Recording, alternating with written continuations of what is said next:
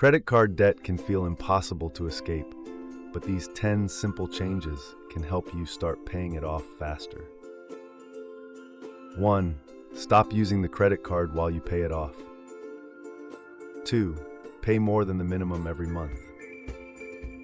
3. Focus on one card at a time.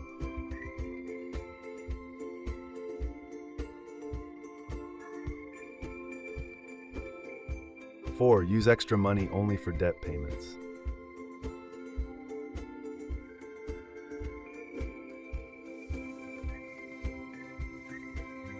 5. Call your credit card company and ask for a lower interest rate. 6. Avoid adding new purchases to existing balances.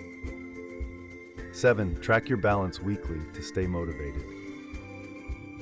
8. Cut one unnecessary expense and redirect it to debt. 9. Use cash or debit for daily spending.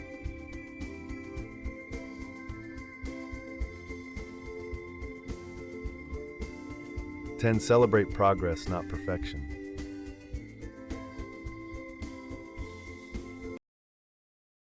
Paying off credit card debt is about consistency, not punishment.